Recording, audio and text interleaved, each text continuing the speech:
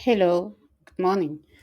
In this video, I will try to give you the solution about summation and Riemann sum exercise. I will start with the first part and you can see different episodes about the solution. The first point you need to remember, like I told you during the class, that sum and power of integer, you need to keep in mind this computation. The first question that you have here, it is still whatever the following sum are equal or no, and you have different sum here. Let's start for the first one. We have here the sum from I equal to 1 to 10, and in other side we have k. The question there, this sum are equal or not. Let's say if we use the variable I or k, this doesn't matter because if we try, for example, to compute this relation, you can see that the computation where we apply this formula, and then we need just to identify the value of n, which is equal to 10. And if I use for the first one, I will obtain then this one equal to n, which is 10 now. I will write 10 times 10 plus 1 divided by 2. And in the other side, I can apply exactly the same thing. And you can see that I will obtain 10 times 10 plus 1 divided by 2. You see that we obtain exactly the same thing. This means that they are equal. Let's go to the second one. Here we need to compare these two sums. And now, how to compare them? You can maybe start to compute and apply exactly what we say here.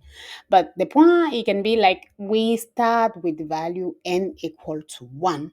This means that at the moment that we didn't start by 1, you can choose to use another formula, but I can also recommend you to choose to use to change the variable. Let's say you say for this one, sum of I from 1 to 10.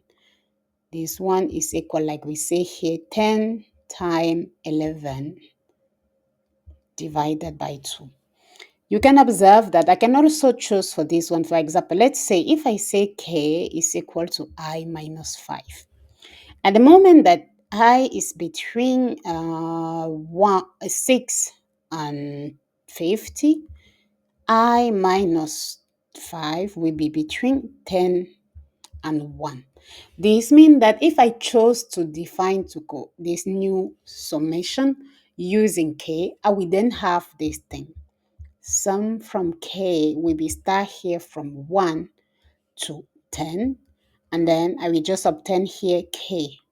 You see, it is exactly the same thing. I just chose to make the change of the variable. In other side, you can maybe decide to say, oh, I will compute the entire sum to see if it is equal.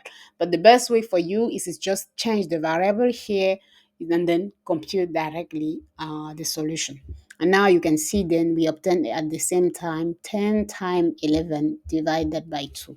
This means that the two sums are also equal. Let's go to the next one. The next one, you have this, which is calling from 1 to 10, and this one that is from 0 to 9. For the first one, we can choose, but another question will be, you see that the point that is different. That is different. And how I will start to change also because that is different. And I will start to really change or apply exactly the same thing. So about change the variable. Let's say if I can say k here, for example, is equal to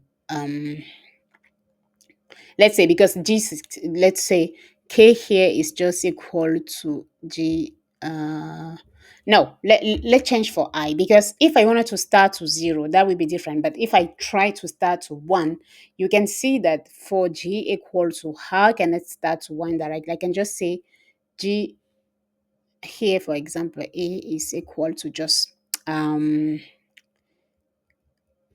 I will say that k is equal to a minus 1.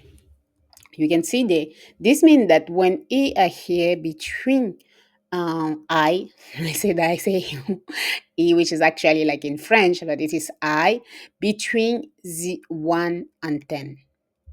This means that I minus 1 will be between 9 and 9 and 0. Okay, That is the new interval. You see, we will start here to compute here. This means that k is between 0 and 9. If we have this one like this means that at the moment I will be then equal to k plus 1. Our sum become I from 1 to 10 from I time I minus 1. I just change here to start with k. K is actually from 0 to 9. And from 0 to 9, what I can obtain here is just the fact that for I, you see, we say I is just equal to k plus 1. And then k, I minus 1 is k. You can observe here that we have exactly the same expression that we have here. This means that this is also equal to sum from j equal to 0 to 9 g plus 1 times g. Okay, that is the proof that in all these cases that we can see that they are equal. In this case, we ask you to express in sigma notation the left sum for Riemann. I will make this for the next video to just try to make this video shorter compared to what we have before. See you on the next video.